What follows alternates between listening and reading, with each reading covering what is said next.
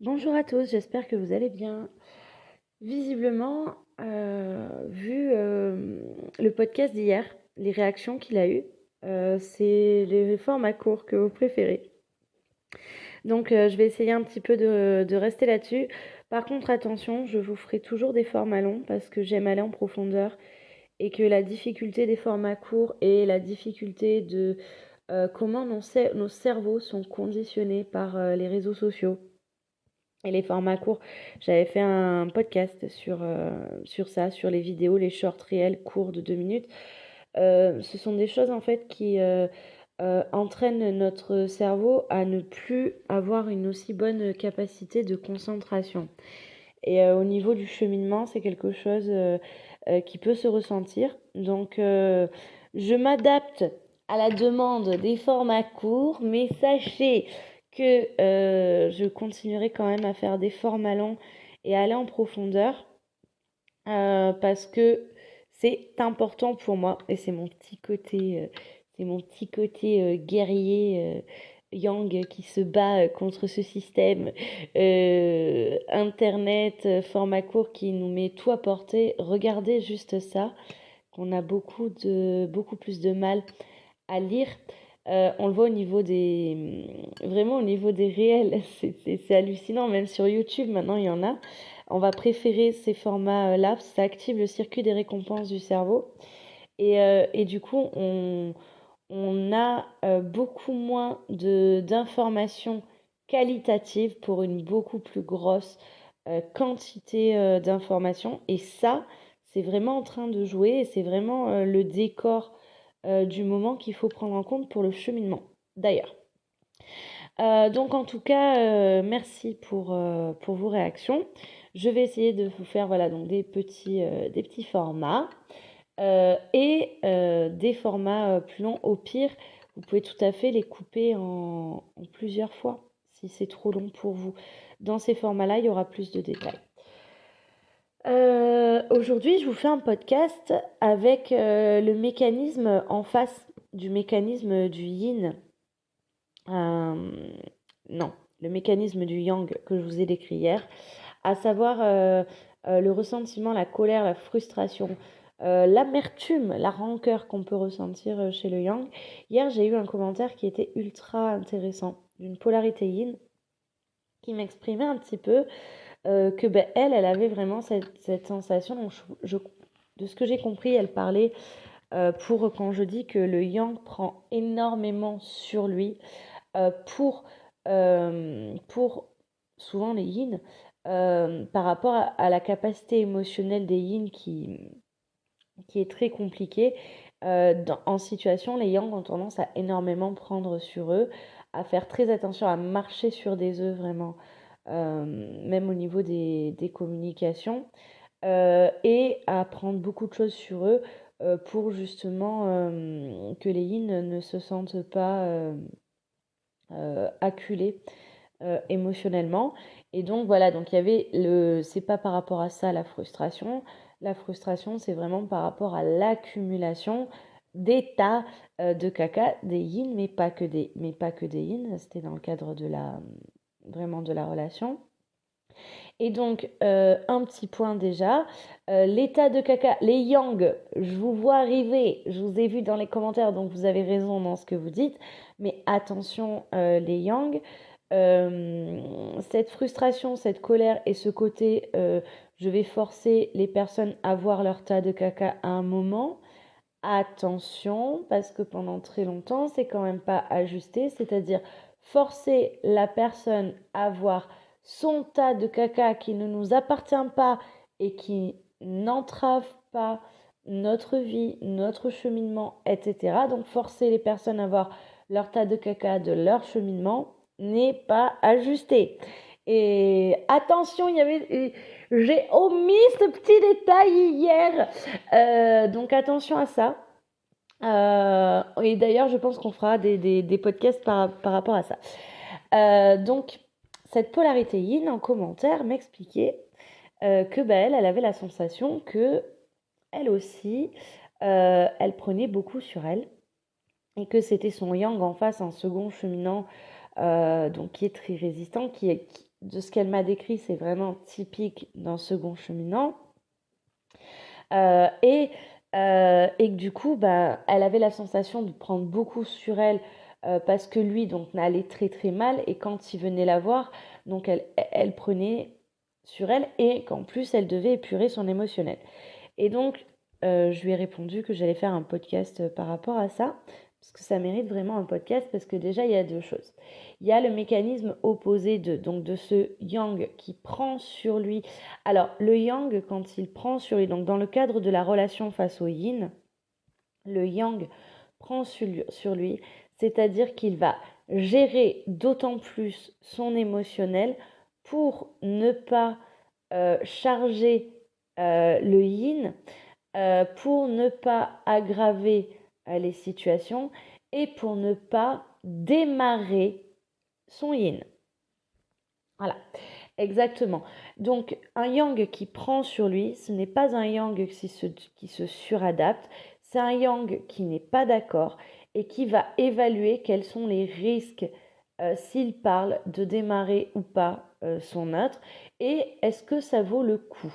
Est-ce que le sujet pour lequel que je défends, est-ce que la cause que je défends, les sentiments que je défends, la position que je défends, valent le coup là tout de suite que je démarre ou pas ce yin. Parce qu'il y a vraiment ça chez les yang, c'est une petite étincelle pourrait faire démarrer le yin. Et donc à ce niveau-là, les yang vont prendre énormément sur eux. Un yang en communication avec un yin va très souvent avoir ce gros défaut d'écouter le yin et de dire mais enfin tu n'as qu'à faire ça. Et ce genre de choses. Et donc, ça aussi, c'est quelque chose qu'il va apprendre déjà à ne pas faire parce qu'il n'a pas à le faire, hein, tout simplement. Mais le je prends sur moi, c'est vraiment ça, c'est je prends sur moi, j'évalue et l'inconfort que je ressens et que je vis en pleine conscience et que j'accepte de vivre et que je choisis de vivre à ce moment-là et donc de traiter ensuite pour prendre sur moi sera plus gérable que les conséquences de si je ne prends pas sur moi et si je démarre cette situation et si j'enclenche cette situation. Donc le mécanisme de je prends sur moi que j'ai expliqué hier chez les Yang, c'était vraiment celui-là. Derrière arrive quand il y a un temps de merde, il faut le nettoyer. Et donc cette colère et cette frustration par rapport à l'accumulation et par rapport au schéma de sacrifice. Voilà, un petit peu plus. En face, et avec le commentaire de cette personne qui m'a répondu, nous avons donc une polarité yin qui ne prend pas sur elle. Alors, c'est vrai qu'on pourrait dire je prends sur moi, je prends sur moi, je prends sur moi. La polarité yin en face, c'est pas qu'elle prend sur elle, c'est qu'à ce moment-là, elle se suradapte. Et vous voyez bien que ce je prends sur moi pour un yang n'est absolument pas de la suradaptation. Là, éventuellement, une adaptation. La suradaptation chez le yin, du coup, elle va se manifester à cet endroit-là. C'est le je prends sur moi, version yin. Et donc là, on n'est pas du tout dans la même chose de j'analyse les causes et les conséquences et je fais le choix de sentir l'inconfort. La suradaptation à ce moment-là va se jouer, le je prends sur moi, va se jouer sur j'abonde dans ton sens, je stoppe, je ne démarre pas la situation parce que l'émotionnel qui va en découler, l'émotionnel qui est déjà là présent est trop gros, mais là l'émotionnel qui va en découler, je ne suis pas en capacité de le gérer. Donc, et je ne veux pas le gérer, je n'aime pas gérer l'émotionnel et je veux surtout éviter l'émotionnel.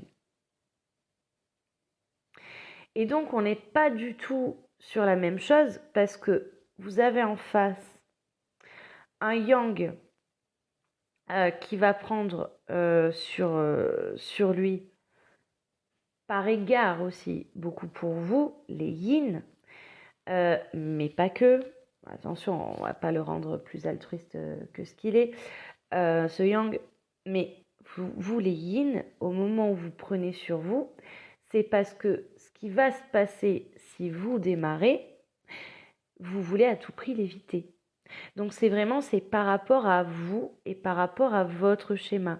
Parce que les yin, vous savez très bien que si jamais vous démarrez, si l'émotionnel devient trop paniquant, si vous vous sentez à un moment acculé contre le mur, c'est plus possible. À ce moment-là, vous savez ce que va s'enclencher. Alors, comment est-ce que c'est décrit par beaucoup de yin? C'est le bouton. Alors, peut-être le bouton off. C'est un bouton dans la tête, un bouton qui tourne dans la tête, une vrille qui se fait. Ou à ce moment-là, vous voyez tout noir. À ce moment-là, généralement, c'est là qu'intervient le vomi émotionnel, comme je dis souvent dans les podcasts. Et c'est là où, en fait, vous partez dans une espèce de descente aux enfers pour vous et pour les personnes qui se trouvent en face de vous, où en fait, à partir du moment où vous êtes rentré là-dedans, vous ne pouvez plus vous arrêter jusqu'à épuisement. Et là, tout y passe. Il passe tout un émotionnel, tout un langage, tout un verbiage. Moi, ouais, je vous dis souvent que ça, c'est votre vomi émotionnel. Vous pouvez crier, vous pouvez pleurer, vous pouvez. Alors les yang aussi peuvent crier, donc déjà les féminines, on a tendance à beaucoup crier, mais on n'est vraiment pas sur la même chose. Et en fait, vous pouvez ne pas vous arrêter. Vous pouvez aussi le faire par texto. Et alors par texto, j'ai un petit tips à vous donner et pour les yang et pour les yin quand il y a ce genre de situation en communication. C'est très simple. Alors les yin, au moment où vous déclenchez comme ça, généralement, si vous avez reçu un message qui ne vous plaît pas, il peut y avoir une situation de tension, etc. Vous êtes suradapté, jusqu'au moment où vous ne pouvez plus vous suradapter, vous n'y arrivez plus. Et à ce moment-là, vous déclenchez sur un truc et en fait, vous commencez à envoyer des textos sans vous arrêter en restant focus sur ce truc qui vous a déclenché.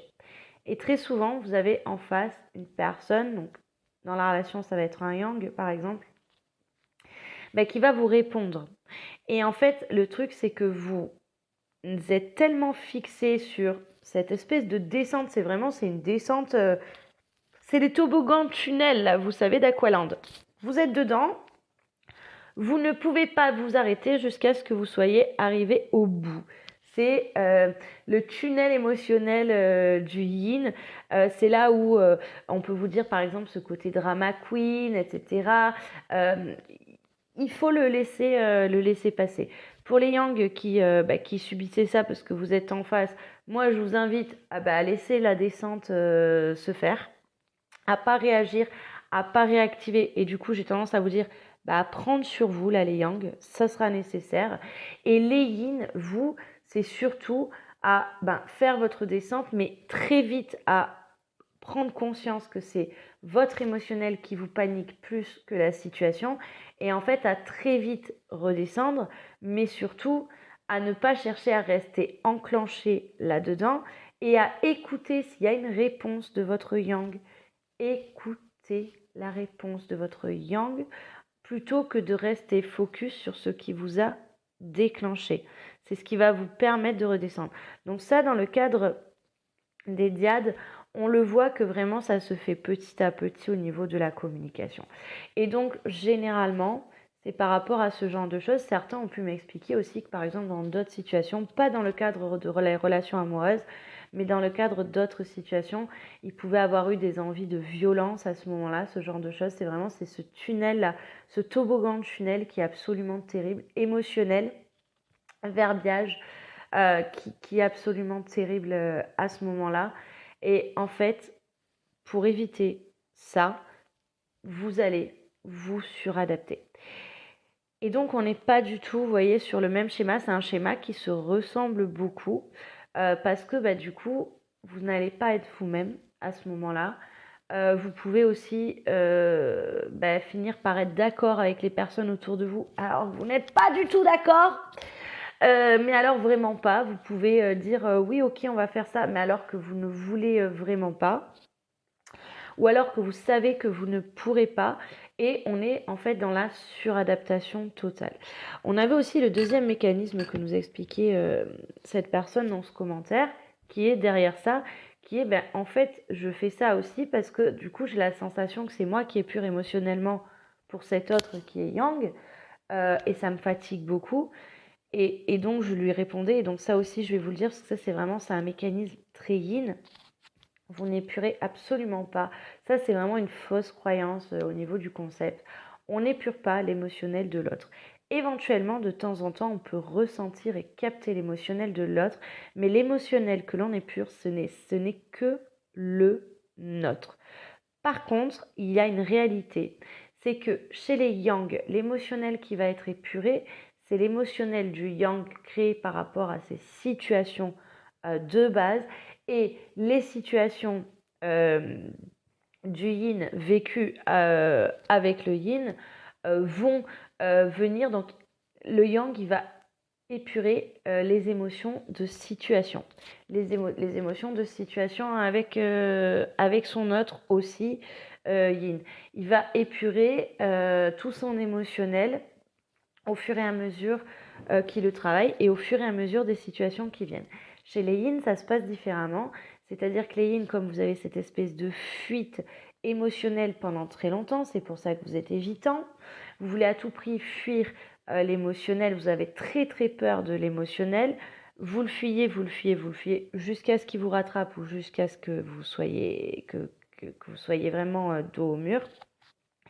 Et à ce moment-là, ce qui se passe, donc on a cette espèce de tunnel qui peut arriver, ou alors vous allez avoir beaucoup de maux physiques, parce que c'est comme ça aussi que vous épurez l'émotionnel, puisque vous êtes rattrapé par le corps.